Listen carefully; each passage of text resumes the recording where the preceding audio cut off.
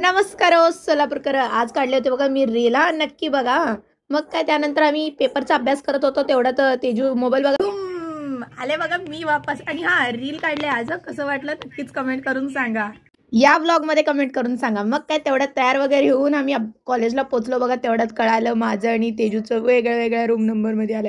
म्हणजे तसं तर रोज येत आहे पण आज आम्हाला वाटलं होतं की एका वर्गात येईल. मग काय तरी आलं नाही. मग काय पेपर वगैरे दिलं कसं बस आणि तिथून निघालो बघा पहिला पेट्रोल पंपला. थोडंसं पेट्रोल भरलं. पेट्रोल भरल्यानंतर आम्ही ठरवलं की इथंपर्यंत आलो मग थोडं पुढं जाऊन सिद्धेश्वर मंदिरला पण भेट देऊन येऊ.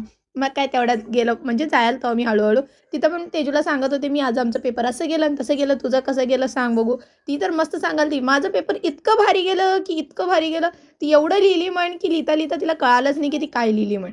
म्हणजे जाऊ दे सोडा. मला पण नाही कळालं काय लिहिली. मग काय आम्ही पोचलो बघा सिद्धेश्वरचे पाया वगैरे पडून आम्ही तिथून निघलो.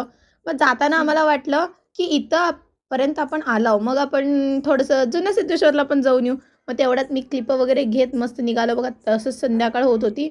मग काय पहिला आम्ही जुन्या सिद्धेश्वरला जायला निघालो पटकन. इथं गर्दी होती हो कारण बुधवार बाजार ना.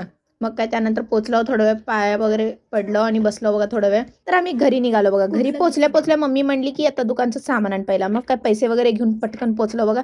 तिथून सामान वगैरे घेऊन आलो आणि हे बघा आपलं चॉकलेट बॉय हाय हाय करायला. मग काय दुकानात आल्यावर सर्व सामान लावलं. भेटूया नेक्स्ट व्लॉगमध्ये. बाय.